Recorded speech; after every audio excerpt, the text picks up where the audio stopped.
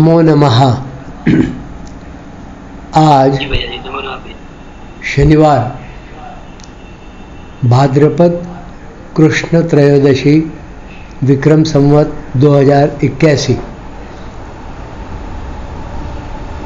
31 अगस्त 2024 श्रीमद् भगवद गीता के 12वें अध्याय के तृतीय और चतुर्थ श्लोक के विशेष बात का विवेचन देख रहे थे। थोड़ा सा उसका भाग लेकर आगे बढ़ते हैं। सर्वत्र समबुद्धया, इस पद का भाव यह है कि निर्गुण निराकार ब्रह्म के उपासकों की दृष्टि संपूर्ण प्राणी पदार्थों में परिपूर्ण परमात्मा पर ही रहने के कारण विषम नहीं होती, क्योंकि परमात्मा सम है। यहाँ भगवान ज्ञान निष्ठा वाले उपासकों के लिए इस पद का प्रयोग करके एक विशेष भाव प्रकट करते हैं कि ज्ञान मार्गियों के लिए एकांत में रहकर तत्व का चिंतन करना ही एकमात्र साधन नहीं है, क्योंकि समबुद्धयः पद की सार्थकता विशेष रूप से व्यवहार काल में ही होती है।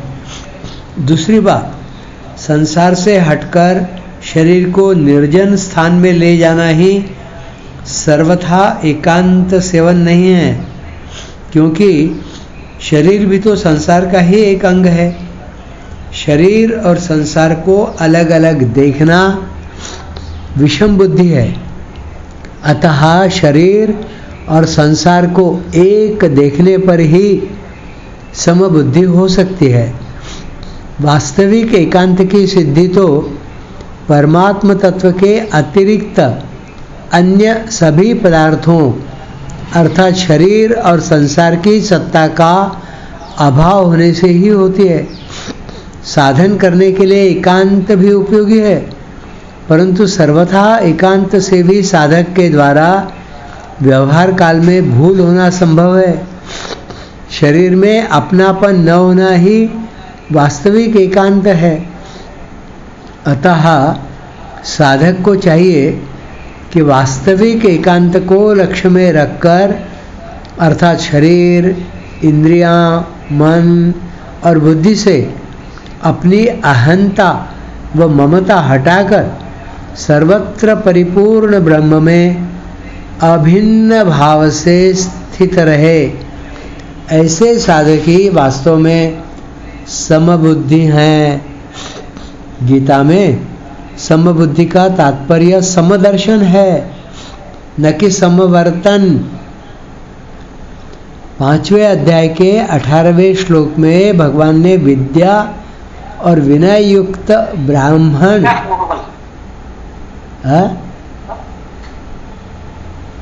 तथा गाय, हाथी, कुत्ता और चांडाल, इन 5 प्राणियों के नाम गिनाए हैं, जिनके साथ व्यवहार में किसी भी प्रकार से समता होनी संभव नहीं। वहाँ भी समदर्शिनः पद प्रयुक्त हुआ है। इससे यह तात्पर्य निकलता है कि सबके प्रति व्यवहार कभी समान नहीं हो सकता। व्यवहार एक समान कोई कर सकता भी नहीं और होना चाहिए भी नहीं। व्यवहार में भिन्नता होनी आवश्यक है। व्यवहार में साधक की विभिन्न प्राणी पदार्थों की आकृति और उपयोगिता पर दृष्टि रहते हुए भी वास्तव में उसकी दृष्टि उन प्राणी व पदार्थों में परिपूर्ण परमात्मा पर ही रहती है। जैसे विभिन्न प्रकार के गहनों से तत्व अर्थात सोने में कोई अंतर नहीं आता, ऐसे ही विभिन्न प्रकार के व्यवहार से साधक की तत्व दृष्टि में कोई अंतर नहीं आता। संपूर्ण प्राणियों के प्रति साधक में आंतरिक समता रहती है। यहाँ समबुद्धयः पद से उस आंतरिक समता की ओर ही लक्ष्य कराया गया है। सिद्ध महापुरुषों की दृष्टि में एक परमात्मा के सिवाय दूसरी सत्ता न रहने के कारण वे सदा और सर्वत्र समबुद्धि ही हैं। सिद्ध महापुरुषों की स्वतः सिद्ध स्थिति ही साधकों के लिए आदर्श होती है और उसी को लक्ष्य करके वे चलते हैं। साधकों की दृष्टि में परमात्मा के सिवाय अन्य पदार्थों की जितने अंश में सत्ता रहती है उतने ही अंश में उनकी बुद्धि में समता नहीं रहती। अतः साधक की बुद्धि में अन्य पदार्थों की स्वतंत्र सत्ता जैसे जैसे कम होती जाएगी वैसे वैसे ही उसकी बुद्धि सम होती जाएगी। साधक अपनी बुद्धि से सर्वत्र परमात्मा को देखने की चेष्टा करता है, जबकि सिद्ध महापुरुषों की बुद्धि में परमात्मा स्वाभाविक रूप से इतनी घनता से परिपूर्ण है कि उनके लिए परमात्मा के सिवाय और कुछ है ही नहीं। इसलिए उनकी बुद्धि का विषय परमात्मा नहीं है, प्रत्युत उनकी बुद्धि ही परमात्मा से परिपूर्ण है। अतः वे सर्वत्र समबुद्धय ही है। ते प्राप्नुवन्ति मामेव।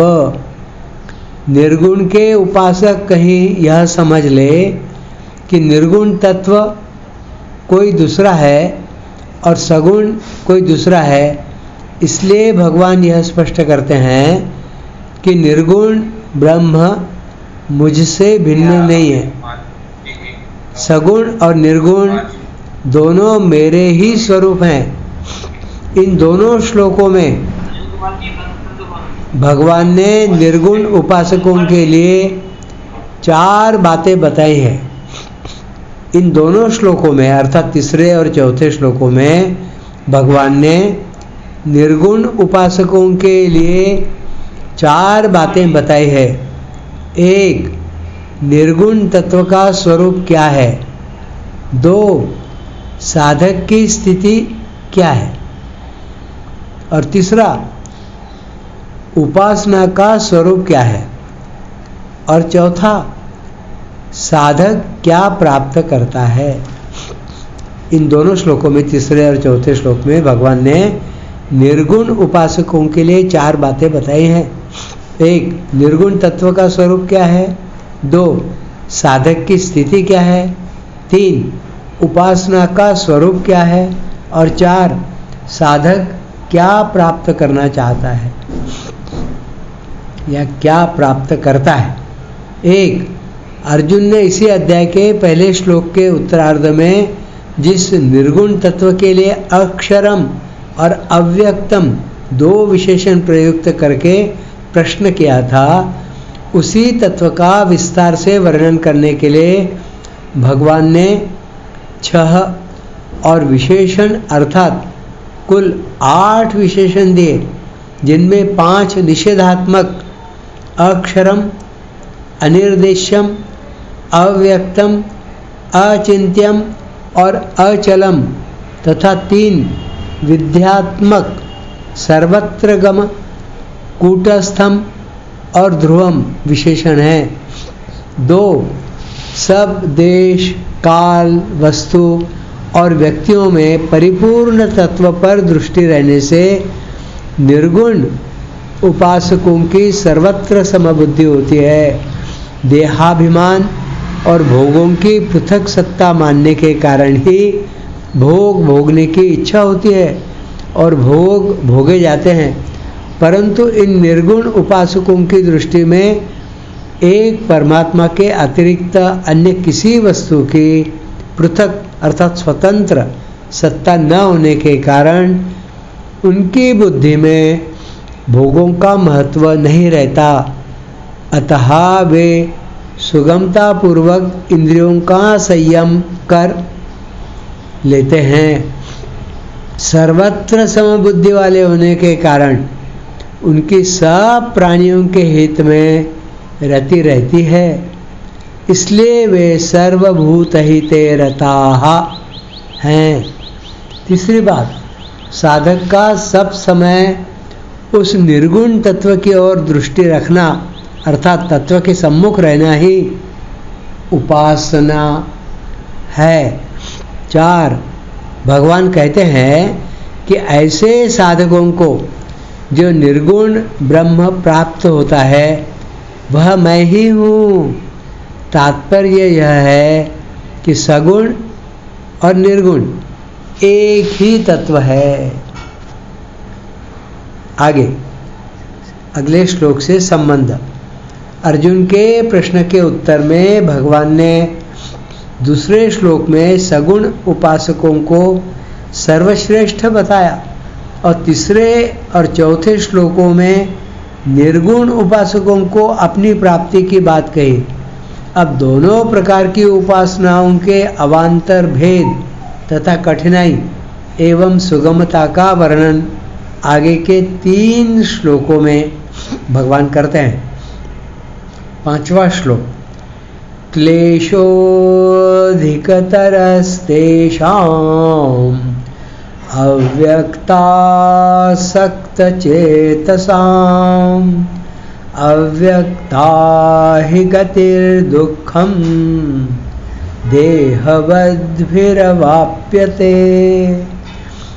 अव्यक्त में आसक्त चित्त वाले उन साधकों को अर्थात अपने साधन में कष्ट अधिक होता है, क्योंकि देहाभिमानियों के द्वारा अव्यक्त विषयक गति कठिनता से प्राप्त की जाती है।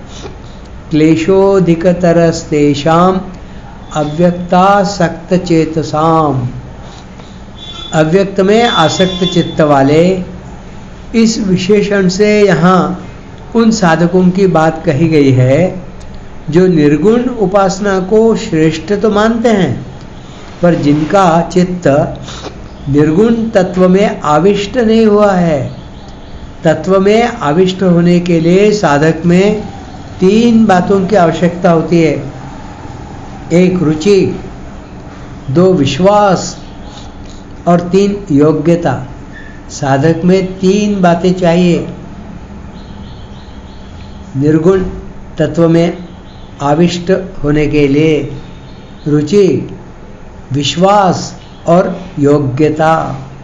शास्त्रों और गुरुजनों के द्वारा निर्गुण तत्व की महिमा सुनने से जिनकी निराकार में आसक्त चित्त वाला होने और निर्गुण उपासना को श्रेष्ठ मानने के कारण उसमें कुछ रुचि तो पैदा हो जाती है और वे विश्वास पूर्वक साधन आरंभ भी कर देते हैं, परंतु वैराग्य की कमी और देहाभिमान के कारण जिनका चित्त तत्व में प्रविष्ट नहीं होता, ऐसे साधकों के लिए यहाँ अव्यक्तासक्त चेतसाम पद का प्रयोग हुआ है।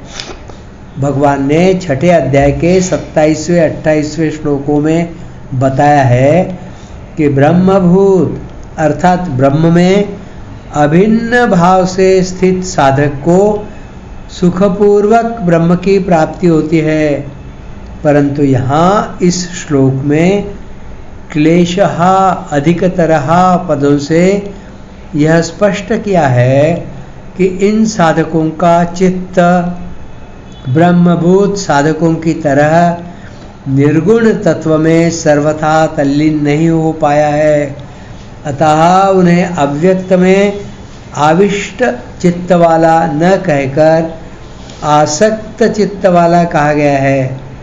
तात्पर्य यह है कि इन साधकों की आसक्ति तो देह में होती है, पर अव्यक्त की महिमा सुनकर वे निर्गुणोपासना के वो ही श्रेष्ठ मानकर उसमें आसक्त हो जाते हैं, जबकि आसक्ति देह में ही हुआ करती है, अव्यक्त में नहीं। 13वें अध्याय के 5वें श्लोक में अव्यक्तम पद प्रकृति के अर्थ में आया है तथा और भी कई जगह वह प्रकृति के लिए ही प्रयुक्त हुआ है, परंतु यहाँ अव्यक्तासक्त चेतसाम पद में अव्यक्त का अर्थ प्रकृति नहीं, प्रत्युत निर्गुण व निराकार ब्रह्म है। कारण यह है कि इसी अध्याय के पहले श्लोक में अर्जुन ने त्वाम पद से सगुण व साकार स्वरूप के और अव्यक्तम पद से निर्गुण व निराकार स्वरूप के विषय में ही प्रश्न किया है। उपासना का विषय भी परमात्मा ही है, न कि प्रकृति, क्योंकि प्रकृति और प्रकृति का कार्य तो त्याज्य है। इसलिए उसी प्रश्न के उत्तर में भगवान ने अव्यक्त पद का व्यक्त रूप के विपरीत निर्गुण व निराकार स्वरूप के अर्थ में ही प्रयोग किया है। अतः यहाँ प्रकृति का प्रसंग न होने के कारण अव्यक्त पद का अर्थ प्रकृति नहीं लिया जा सकता। 9वें अध्याय के 4थे श्लोक में अव्यक्त मूर्तिना पद सगुण व निराकार स्वरूप के लिए आया है। ऐसी दशा में यह प्रश्न हो सकता है कि यहाँ भी अव्यक्तासक्त चेतसाम पद का अर्थ सगुण निराकार में आसक्त चित्त वाले पुरुष ही क्यों न ले लिया जाए, परंतु ऐसा अर्थ भी नहीं लिया जा सकता, क्योंकि इसी अध्याय के पहले श्लोक में अर्जुन के प्रश्न में त्वाम पद सगुण साकार के लिए और अव्यक्तम पद के साथ अक्षरम पद निर्गुण व निराकार के लिए आया है। ब्रह्म क्या है? अर्जुन के इस प्रश्न के उत्तर में 8वें अध्याय के 3रे श्लोक में भगवान बता चुके हैं कि परम अक्षर ब्रह्म है, अर्थात वहाँ भी अक्षरम पद निर्गुण निराकार के लिए ही आया है। इसलिए अर्जुन ने अव्यक्तम अक्षरम पदों से जिस निर्गुण ब्रह्म के विषय में प्रश्न किया था, उसी के उत्तर में यहाँ अक्षर विशेषण होने से अव्यक्त पद से निर्गुण निराकार ब्रह्म ही लेना चाहिए, सगुण व निराकार नहीं। क्लेशोधिकतरः पद का भाव यह है कि जिन साधकों का चित्त निर्गुण तत्व में तल्लीन नहीं होता, ऐसे निर्गुण उपासकों को देहाभिमान के कारण अपनी साधना में विशेष कष्ट अर्थात कठिनाई होती है। गौण रूप से इस पद का भाव यह है कि साधना की प्रारंभिक अवस्था से लेकर अंतिम अवस्था तक के सभी निर्गुण उपासकों को सगुण उपासकों से अधिक कठिनाई होती है। इस 5वें श्लोक की विशेष बात आगे चलकर देखते हैं। आज यही